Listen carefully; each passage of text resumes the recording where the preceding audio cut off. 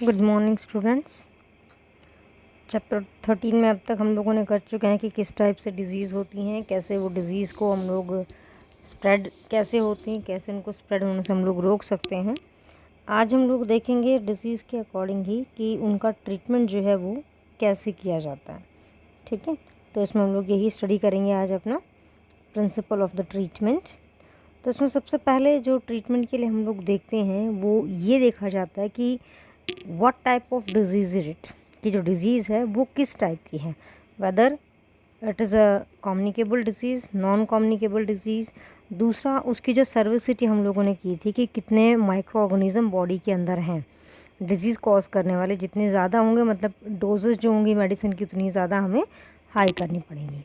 अब इसके बेसिस के ऊपर हम लोग जो बेसिक होता है ट्रीटमेंट का किसी भी डिज़ीज़ का, वो दो टाइप का होता है। सबसे पहला क्या होता है कि जब पर्सन को कोई डिज़ीज़ हो रखी है तो पहले तो उस डिज़ीज़ के इफ़ेक्ट को रिड्यूस करवाना, ताकि जो पर्सन है जो सफ़र कर रहा है उसकी बॉडी पहले उस पेन से थोड़ी सी रिलीफ हो जाए, ठीक है, थोड़ी स्टेबल हो जाए। सेकंड होता है कि फिर जो पॉजिटिव ऑर्गेनिज्म है फिर उसको किल कर देना, ठीक है। तो इसमें हम लोग हमारा पहले फर्स्ट पॉइंट देखते हैं, to reduce the effect of disease. इसके अंदर मेन किया जाता है किसकी वजह से जो सिम्टम्स हैं उनको लेके किया जाता है। जैसे नॉर्मल फीवर है मान लो किसी पर्सन को, तो फीवर के लिए क्या करेंगे, पहले नॉर्मली अगर घर पे भी फीवर हो तो हम लोग क्या करते हैं, जो भी हमें नॉर्मल मेडिसिन दिखती है घर पे फीवर की हम वो ले लेते हैं, ठीक। But if the fever is not going to be over तो हम लोग क्या करते हैं, फिर then we will start rushing to the doctor, ठीक है। फिर थोड़ा बहुत बेड रेस्ट कर लिया, बट उसके बाद भी अगर कवर अप नहीं होता है तो हम लोग क्या करते हैं, डॉक्टर के पास से रश करते हैं। तो जो हमने ट्रीटमेंट लिया है जिसको हम लोगों ने नाम दिया है अपना प्राइमरी ट्रीटमेंट, जो घर पे हमने मेडिसिन्स ली हैं वो किसके अंदर आ जाएंगी, उस डिज़ीज़ के इफ़ेक्ट को कुछ रिड्यूस करने के लिए। सेकंड जो आएगा इसमें, सेकंड हमारा आ जाएगा इसके अंदर basically to kill the cause of disease. Cause of disease किससे कॉज हुई है, हमारी पैथोजन से, ठीक है। पैथोजन्स की हमने डिफरेंट वैरायटीज़ की थी कि वो वायरस हो सकता है, वो हमारा फंगस हो सकता है, अनदर वन ग्रुप हमने किया था कि वो बैक्टीरिया हो सकता है, ठीक है। तो कोई भी जो है इसके अंदर ऑर्गेनिज्म हो सकता है या कोई प्रोटोजोआ हो सकता है। When we are going to kill the cause, first we have to know the biochemical pathway, ठीक है। हमें उसका बायोकेमिकल पाथवे पता होना चाहिए। जैसे in the early topics we have cover कि एंटीबायोटिक्स जो होती हैं वो सिर्फ किसके लिए यूज़ होती हैं, बैक्टीरिया के लिए, ठीक है। यानी कि बैक्टीरिया का जो मेटाबॉलिक प्रोसेस है, जो उसका बायोकेमिकल पाथवे है, वो स्टॉप करने का किसका काम होता है, एंटीबायोटिक का। इनके अलावा कोई और मेडिसिन देंगे तो वो ये वाला वर्कआउट नहीं कर सकती, ठीक है। तो ये इसके अंदर जो होता है बेसिक इसका प्रिंसिपल जो होता है हम ये फॉलो अप करते हैं, because the microbes follow their own pathway for the synthesis of new substances. उनका अपना एक प्रॉपर पाथवे होता है, ठीक है। अब देखो इसको हम लोग कुछ एग्जांपल्स के साथ समझते हैं। जैसे इसमें प्रॉपर दे रखा है, in order to cure the disease some microbe need to kill the specific, किसी किसी की पर्टिकुलर स्पेसिफिक डिजीज़ मेडिसिन जो होती हैं वो प्रोवाइड कर रखी हैं। जैसे कि प्लाज्मोडियम जो है मलेरिया पॉजिटिव ऑर्गेनिज्म है, इसको किल करने के लिए बेसिकली जो मेडिसिन होती है वो हम लोग क्यूनिन वाली यूज़ करते हैं। चिंकोना ट्री से हम उसको ऑब्टेन करते हैं तो वो बेसिकली इसकी हो जाएगी। अब वायरस जो है उसको किल करने के लिए हम लोग क्या करते हैं, एंटी वायरल जो हमारी मेडिसिन्स हैं, ठीक है, देखिए यहाँ पे दे रखा है एंटी वायरल जो मेडिसिन्स हैं हम उनका यूज़ करते हैं। एंटी बैक्टीरियल नहीं यूज़ कर सकते। रीज़न क्या बताया था आपका इसको, कि बैक्टीरिया जो होता है उसके पास क्या होती है, अपनी सेल वॉल होती है। हमारा जो वायरस होता है उसकी आउटर जो कवरिंग होती है वो प्रोटीन की बनी हुई होती है। तो एंटी वायरल का काम क्या होता है, वो प्रोटीन कोट नहीं बनने देगा, और एंटी बैक्टीरियल का काम क्या हो जाएगा कि वो सेल वॉल नहीं बनने देगा। सबसे पहली जो हमारी एंटी बैक्टीरियल जो बनी थी वो कौन सी थी, हमारी पेनिसिलिन, ठीक है। और स्ट्रेप्टोमाइसिन जो है ये हमारी एंटी फंगल है, जो फंगस के लिए हम लोगों ने यूज़ की है। उसके बाद नेक्स्ट आते हैं प्रिंसिपल ऑफ प्रिवेंशन, कि प्रिवेंशन किसी चीज़ को, prevention is better than cure हम लोग बोलते हैं कि भाई दुर्घटना से बचाव अच्छा होता है। तो ठीक ऐसे ही प्रिवेंशन हम कैसे ले सकते हैं, बिकॉज अगर जो डिज़ीज़ है हमें पता है कि इस पर्टिकुलर पॉइंट से डिज़ीज़ हो सकती है, तो हम उनको अपने आप कैसे बचा सकते हैं। तो फर्स्ट इसके अंदर क्या आता है, someone has a disease, they body function are damage and may never be recover. कई बार ऐसा होता है कि जो डिज़ीज़ है वो इतनी ज़्यादा ड्रास्टिक कंडीशन पर कॉज करती है कि जो पर्सन है उसकी बॉडी के अंदर अगर ये डिज़ीज़ हो जाए तो हो सकता है कि उसकी बॉडी के जो ऑर्गन डैमेज हुए कभी भी रिकवर नहीं हो सकते। ठीक है। सेकंड, प्रिवेंशन लेना क्यों ज़रूरी है हमारे लिए, कि ट्रीटमेंट क्या लेता है, टाइम लेता है। For example, a person is suffering from tuberculosis, तो ट्यूबरक्लोसिस को वो कवर अप करने का मिनिमम जो टाइम पीरियड है वो है 6 मंथ का मिनिमम। ठीक है।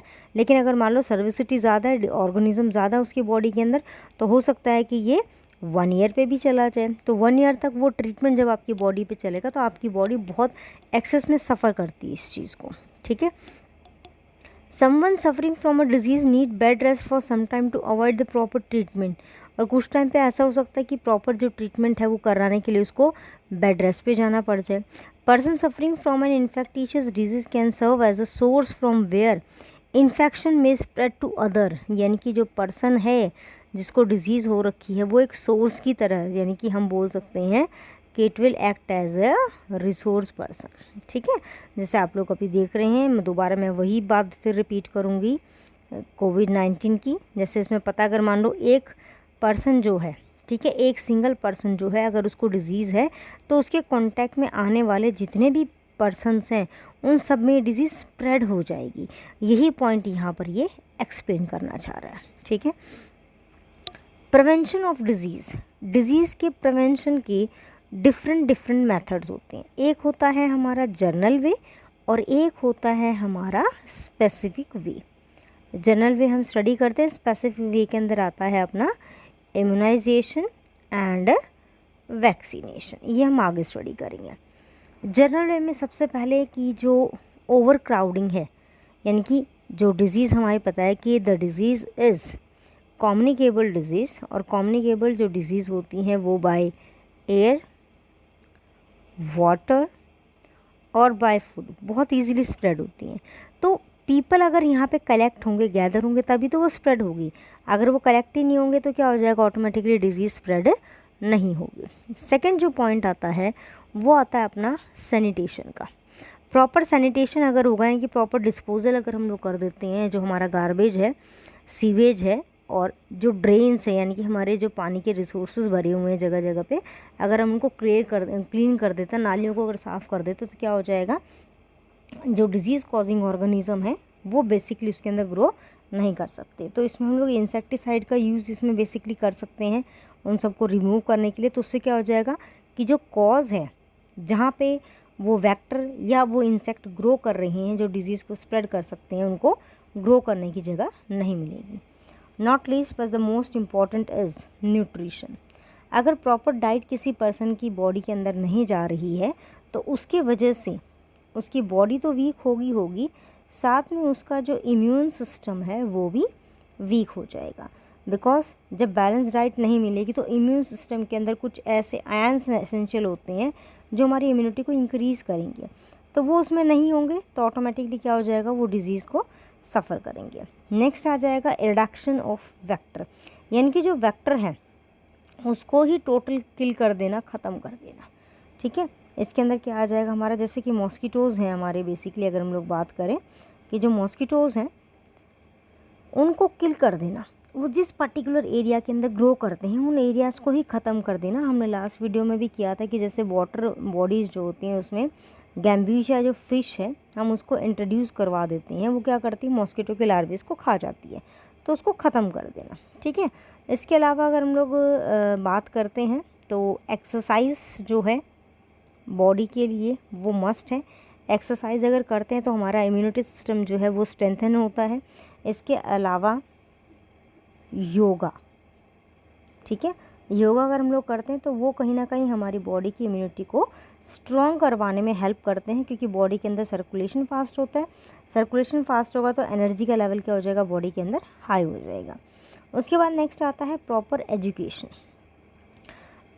एनी हाउ इन्फेक्टिशियस जो डिजीज़ है उसके क्या सिम्टम्स हैं, if we don't know about the symptoms, what are the symptom and how the disease is going to be spread, it is not possible for the concern health people to stop the disease. ठीक है, तो उसमें क्या होता है कि अगर आपको पता ही नहीं है डिजीज़ कैसे स्प्रेड हो रही है, आपको प्रॉपर एजुकेशन नहीं है उसके बारे में, आप लोग को तो क्या आ गया ऐसे ही कह रहे कुछ नहीं फ़र्क पड़ता। But the main factor is that कि अगर उस डिज़ीज़ का प्रॉपर हमें नहीं पता है कि how the disease is going to be spread without the proper knowledge, तो वो डिज़ीज़ जो होती है वो पैंडेमिक स्टेट क्रिएट कर सकती है।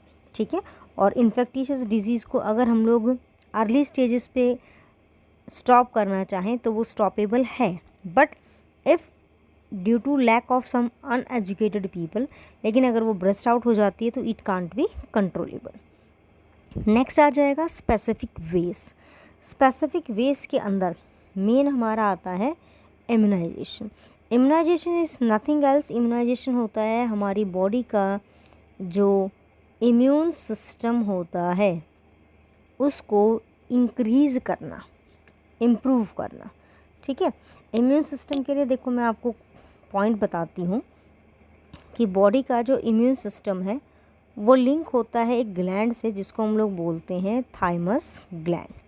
ठीक है, थाइमस ग्लैंड की लोकेशन जो होती है हमारे चेस्ट में होता है, इन बिटवीन द लंग्स इसकी लोकेशन है। ये प्रोड्यूस करता है डिफरेंट टाइप्स के सेल जिनको हम लोग बोलते हैं इम्यून सेल्स। ठीक है, वो इम्यून सेल एक तो हमारे लिम्फ में रहते हैं और एक हमारे वो कहाँ पर रहते हैं, ब्लड में रहते हैं, दो जगह पे रहते हैं। ठीक है, और दोनों टाइप के जो सेल्स हैं उनका अपना अपना पर्टिकुलर फंक्शन होता है, और इम्यूनिटी लिम्फ्स के और ब्लड के दोनों के सेल मिलकर हमारी बॉडी के अंदर डेवलप करते हैं। हम देखिए what is immunization, it is the process by which an individual immune system, यानी कि एक पर्सन का इम्यून सिस्टम, हम ये नहीं कह सकते कि भैया हमने मेडिसिन दे दी सबका इम्यून सिस्टम इंक्रीज हो जाएगा, नॉट पॉसिबल। ठीक है, हर एक पर्सन का इम्यून सिस्टम जो होता है वो डिफ़र करता है from one two another. Even एक फैमिली के अंदर अगर 3 मेंबर्स हैं, 4 मेंबर्स हैं, तो उनका इम्यून सिस्टम भी बिल्कुल वैरी करेगा एक दूसरे से। Immunisation is the process by which an individual immune system become fortified और strong against the microbe causing organism. हम सिर्फ क्या करते हैं कि उसके डिजीज़ कॉजिंग जो ऑर्गेनिज्म है उससे लड़ने की जो उसकी कैपेसिटी है उसको हम बस इंक्रीज़ करते हैं। इम्यूनाइजेशन जो होती है ये डन होती है थ्रू वैक्सीन, जैसे हम लोग का आता है कि भाई पोलियो वैक्सीन प्रोवाइड की जाती है। ठीक है, वुफिंग कप का या फिर स्मॉल चाइल्ड को BCG का इंजेक्शन लगता है। तो ये सभी क्या हैं, एक प्रॉपर वे है इम्यूनाइजेशन करवाने के। इम्यूनाइजेशन जब हम लोग करवाते हैं इसके अंदर बेसिकली, तो हमने कहा है कि इसके अंदर it is done through the vaccine, vaccine के थ्रू करवाते हैं। वैक्सीन में एक्चुअली होता क्या है समझते हैं इसको एग्जांपल से। फॉर एग्जांपल जैसे मैंने कहा कि हम लोग देते हैं पोलियो की वैक्सीन, इसके अंदर पोलियो वैक्सीन के अंदर क्या होगा कि डेड पोलियो वायरस जो है उसको हम लोग मेडिसिन के अंदर एंटर करवाते हैं। वो मेडिसिन किसके अंदर गई, ह्यूमन बॉडी के अंदर। ह्यूमन बॉडी के अंदर जैसे ही वो एंटर करेगी, हमारी बॉडी के जो सेल होते हैं बेसिकली कौन से, WBC के सेल, वो सेल देख लेते हैं, समझ लेते हैं कि ये वायरस कैसा है, and in future when the same virus is going to be enter in our body, they start killing the particular virus, वो उसको ख़त्म करना शुरू कर देते हैं, बिकॉज बॉडी के अंदर उनके अगेंस्ट इम्यूनिटी डेवलप हो रखी है। अब WBC सेल कैसे पहचानते हैं कि ये बॉडी का है, बॉडी के बाहर का है, उसके लिए 2 वर्ड अपने आते हैं, एक होता है एंटीजन, दूसरा इसके अंदर होता है अपना एंटीबॉडी। ठीक है, एंटीजन जो बाहर से बॉडी में एंटर करते हैं हम उनको बोलते हैं, और एंटीबॉडीज़ WBC सेल जो बनाते हैं किसको मारने के लिए, एंटीजेंस को मारने के लिए, उसको नाम दिया जाता है। ठीक है, उसके बाद नेक्स्ट हम लोग इसके अंदर देखते हैं स्पेसिफिक वेज, कुछ और इसमें देखते हैं। तो वैक्सीनेशन जैसा हम लोगों ने किया कि क्या मेथड है ये, इसके अंदर हम लोग बेसिकली जो माइक्रो ऑर्गेनिज़म्स होते हैं स्पेशली हम उनको ही इसके अंदर यूज़ करते हैं। अगर हम कहें कि कोई वेक्टर इरेडिकेशन का है, यानी कि वेक्टर जो है जैसे कि मलेरिया कॉजिंग मॉस्किटोज़ वगैरह, उनके लिए अगर हम डाल सकते हैं तो वो पॉसिबिलिटी नहीं होती, ठीक है। और जो इम्यूनिटी डेवलप होती है इम्यूनाइजेशन प्रोसेस के थ्रू, वो इम्यूनिटी जो है वो वैक्सीन मिमिक, जो वर्ड हम यूज़ करते हैं मिमिक का मतलब कि उसके जैसा, उसकी मिमिक्री करता है, उसके जैसा दिखता है वो, ठीक है। जो वैक्सीन है ये मैंने बताया कि किस में हेल्प करता है, एंटीबॉडीज़ प्रोड्यूस करवाने में हेल्प करेगा, जो बॉडी के इम्यून सिस्टम को क्या करते हैं, इंक्रीज़ करते हैं। जो इम्यूनिटी डेवलप होती है वो कुछ टाइम के लिए होती है, टेम्प्रेरी है। कुछ वैक्सीन ऐसी होती है जो टेम्प्रेरी डेवलप करती हैं, सपोज़ उनकी टाइम पीरियड हो सकता है सपोज़ 6 मंथ के लिए या 1 ईयर के लिए। After the limitation you have to use again the vaccine, ठीक है। तो उसके लिए प्रॉपर नर्सिंग केयर जो है हम लोगों को वो चाहिए होती है। उसके बाद देखते हैं अकॉर्डिंग टू द NCERT कुछ फैक्ट गिवन है यहाँ पे अपने इम्यूनाइजेशन के। इसमें ये देखिए,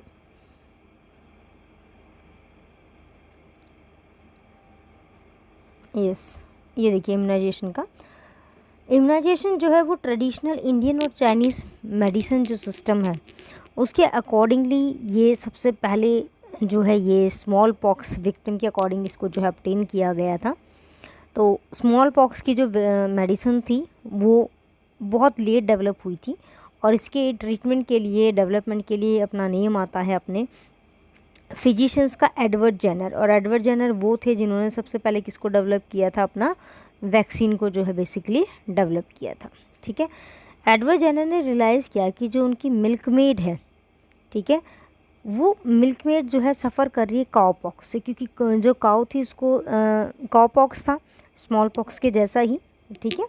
तो उसने ऑब्ज़र्व किया कि जब स्मॉल पॉक्स की डिजीज़ जो है वो एपिडेमिक के फॉर्म में जब थी, यानी कि एक महामारी के रूप में जब फैल गई थी, तो उसकी मेड को वो डिजीज़ नहीं हुई। रीज़न क्या था कि जब वो बेसिकली जो मेड थी, जब वो काऊ के मिल्क को मिल्चिंग प्रोसेस के लिए जब जाती थी या उसकी टेक केयर करने के लिए जाती थी, तो उसकी बॉडी में कहीं ना कहीं काऊ पॉक्स का जो वायरस था वो एंटर कर गया था, but in a very small amount, जिसकी वजह से उसकी बॉडी ने धीरे धीरे किसको डेवलप कर लिया, इम्यूनिटी को डेवलप कर लिया, ठीक है, अगेंस्ट द स्मॉल पॉक्स। जो एडवर्ड जेनर थी उन्होंने डेलिबरेटली ये देखा, ऑब्जर्व किया कि जो पीपल काऊ पॉक्स से सफ़र कर रहे थे उनमें से किसी के अंदर भी स्मॉल पॉक्स नहीं हुआ। तो इसका मतलब उसने कहा कि स्मॉल पॉक्स जो है उसके ट्रीटमेंट के लिए मैं उन पर्सन्स की बॉडी का सीरम यूज़ कर सकता हूँ जिनकी बॉडी में कौन सी डिजीज़ हो रखी थी, काऊ पॉक्स, ठीक है, जिनके अंदर क्या थी, रेजिस्टिविटी इंक्रीज़ हो रखी थी। तो ये इस तरीके से स्मॉल पॉक्स जो वायरस है उसकी मेडिसिन आई। और अब यहाँ पे पॉइंट आता है कि स्मॉल पॉक्स की जो डिजीज़ जो मेडिसिन है वो काऊ पॉक्स से कैसे आई vaccine, because both the virus are closely related, बहुत सिमिलर होती हैं। अब यहाँ पे एक और वर्ड आता है कि यहाँ पे वैक्सीनेशन जो वर्ड है वो कहाँ से आया। यहाँ पे इनका जो वर्ड था काऊ, लैटिन लैंग्वेज में काऊ का मीनिंग होता है वैका, और काऊ पॉक्स का नाम दिया था वैकिना। तो जो रूट वर्ड है वैक्सीनेशन वो कहाँ से डेवलप हुआ था, हमारा लैटिन लैंग्वेज से, ठीक है। उसके बाद हम लोग देखते हैं हमारी बॉडी के अंदर पेप्टिक अल्सर जो होते हैं ये बेसिकली हमारी स्टमक की जो लाइनिंग होती है, ठीक है, स्टमक की जो बेसिकली हमारी ये वॉल होती है, इस स्टमक वॉल में यहाँ से रिलीज़ होता है हाइड्रोक्लोरिक एसिड। हाइड्रोक्लोरिक एसिड अगर वैसे हमारी बॉडी पे गिर जाए तो इट में cause very harm, but inside the body जब ये रिलीज़ होता है तो उस टाइम पे ये हमारे लिए यूज़फुल होता है। But if there is no food inside the stomach, भाई स्टमक के अंदर कोई फूड नहीं है और हाइड्रोक्लोरिक एसिड रिलीज़ होएगा तो क्या करेगा कि ये जो लेयर होती है हमारे स्टमक की, इसके ऊपर बार बार जब वो आएगा तो इसको क्या करेगा, ब्रेक कर सकता है, जिसके वजह से अल्सर्स यानी कि घाव बन जाएंगे।